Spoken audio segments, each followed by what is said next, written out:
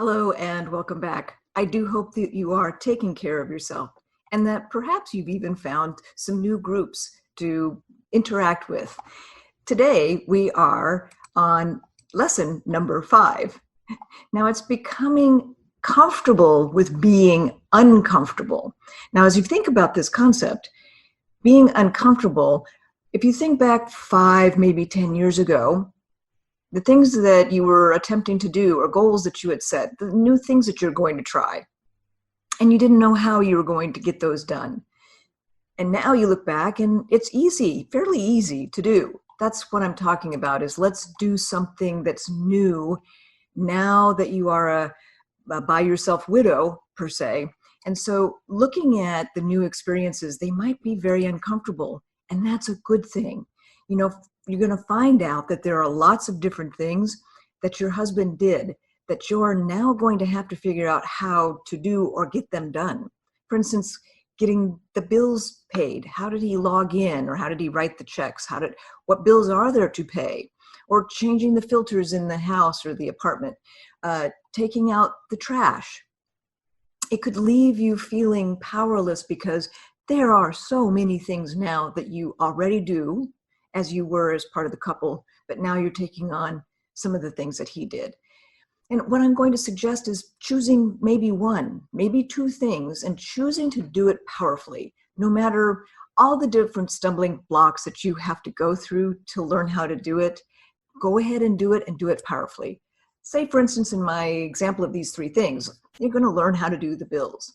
Tell yourself that it's okay, it's going to be a learning curve, and that by 2 months, pick a time, that you will be proficient, that you will know how to do it, and you can do it powerfully.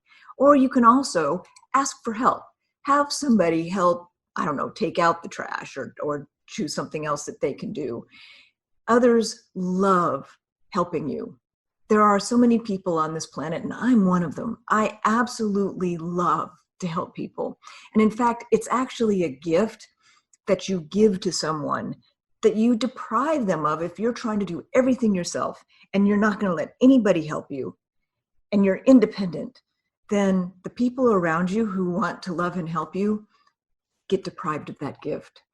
So if you can think of things for people to do, ask them to do it and let them help.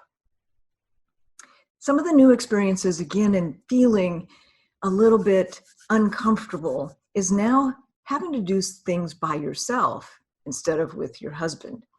One of the things that I used to do with my husband, Rick, was go to the symphony. And I had to make myself go by myself, not necessarily always with somebody else, and go ahead and have that experience with myself. And yes, I did sit and weep because I didn't have the moments during break or afterwards where I could say, hey, Rick, remember when or him saying, you know, I really liked it when there's a new way of being that's by yourself that you actually are going to learn about yourself. And there's a psychological benefit to learning about yourself. What are your likes and dislikes? Because it's probably maybe even going to be different than what they were when you were a couple. And as you move forward in life, you will be able to do things like salsa lessons or maybe painting classes. Choose something that you haven't really done and you would like to learn and decide whether or not you actually like it or not. And remember, when we were looking back 5 to 10 years, 5 to 10 years from now, you might be really good at salsa dancing or painting or whatever it is that you choose to learn how to do. Now, for me, when I was doing some of these new things without Rick, I did find myself standing in a room full of people. And even though I had lots of people around me, whether they were strangers or they were people I knew and I knew they loved me, I still had very sad feelings. And if you have them, that's normal. And in fact, I remember thinking to myself, wouldn't it be interesting if when my feelings are as sad as I was feeling could be seen as a wound on the outside? Some of those places where I was with lots of people, I would have been gushing blood, right? In my example of it was a wound. I would have been gushing blood and people would have known to come and console me. So in my story about that, what I've learned and what I hope that you can do is when you're with people, large group or small, and you're feeling that way, tell someone. You can tell everyone. Tap someone on the elbow and bring them over and tell them how you're feeling, so that at least they know about it. And sometimes just by acknowledging it, as you remember in our past sessions, that yes, that can make it go away. It can be very helpful.